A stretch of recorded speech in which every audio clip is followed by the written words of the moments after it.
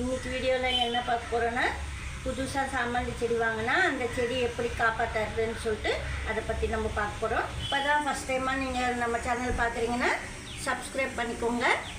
வாங்க வீடியோக்குள்ளே போகலாம். இப்போ இந்த சாமந்தி செடி பாருங்கள், க்ரீன் கலர், அதாவது க்ரீன் எல்லோ லெமன் கலரில் இருக்கும் இந்த பூ, சாமந்தி பூ பாருங்கள்.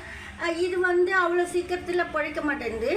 புதுசாக நம்ம சாமந்தி செடி வாங்கினா நீங்கள் அந்த மண்ணிலே வைக்காமல் தனியாக பிரித்து வச்சிடணும்.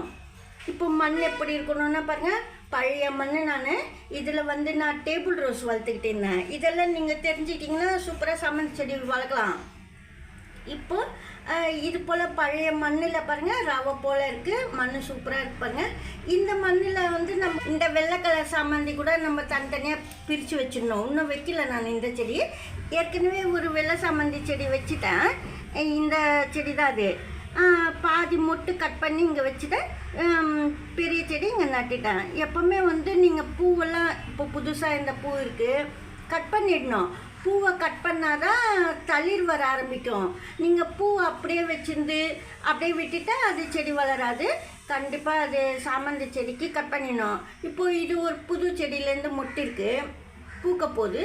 ஆனால் இது கூட நீங்கள் கட் பண்ணி தான் ஆகணும். ஏற்கனவே சாமந்தி செடியெல்லாம் அது போல் நான் கட்டிங்ஸ் பண்ணி காமிச்சிருக்கேன்.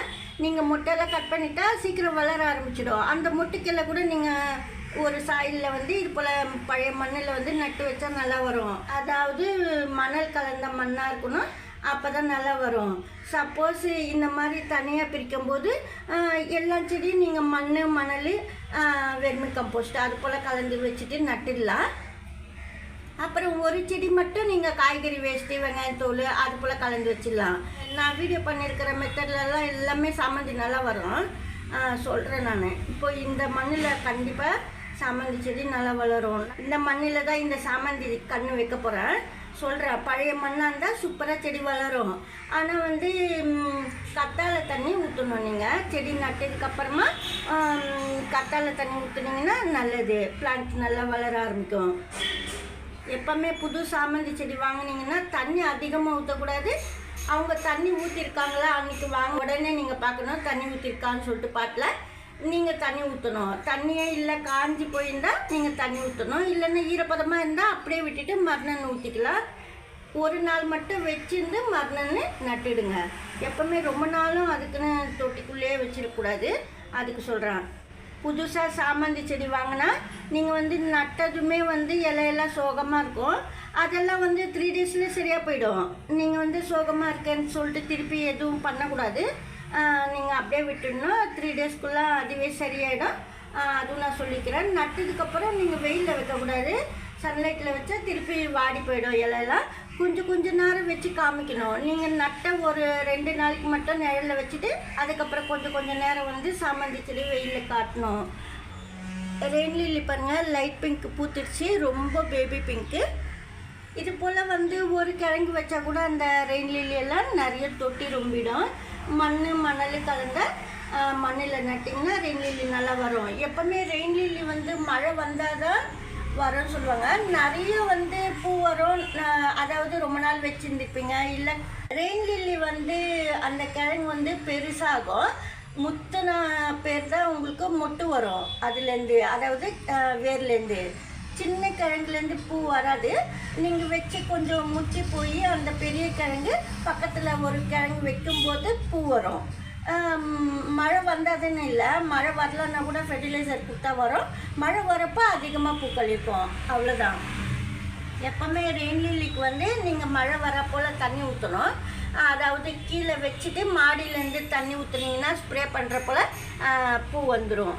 அதுவும் நான் சொல்லிக்கிறேன். சப்போஸ் பூ வரல ரெயின் லில்லி இல்லைன்னா அதுக்கு சொல்கிறேன் நான்.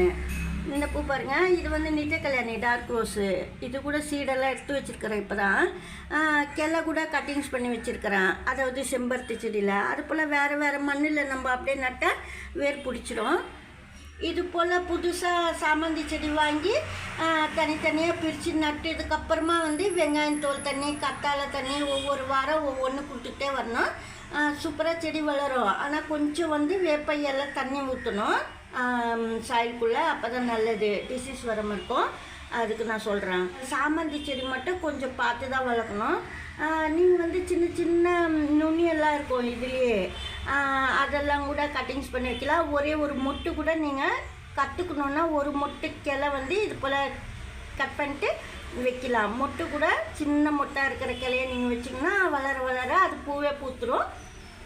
சப்போஸ் இன்னொன்று சொல்லிக்கிறேன், இலை வந்து நீங்கள் வச்சு பார்க்கலாம். அதாவது ஒரே ஒரு இலை வந்து நல்லா ஃப்ரெஷ்ஷாக இருக்கிறது தான் வந்து வந்த உடனே நீங்கள் ஒரு 2 இலை வந்து சாயலுக்குள்ளே நட்டுடலாம். அதாவது இலை மட்டுமே கட் பண்ணிட்டு லீஃப் மட்டுமே கட் பண்ணி வைக்கலாம், வேர் பிடிச்சிரும். ஏன்னா எல்லா பக்கமும் நீங்கள் ட்ரை பண்ணி கற்றுக்கணும் சாமந்தி செடி. அப்போ தான் இப்போ நான் சொன்னால் கூட நீங்கள் செஞ்சு பார்த்தா தான் வரும். நிறைய தண்ணி விடக்கூடாது, ஒரு நாள் விட்டு ஒரு நாள் வந்து தண்ணி ஊற்றணும். இன்றைக்கி வீடியோவில் தான், நாளைக்கு வேறு வீடியோவில் நம்ம பார்க்கலாம்.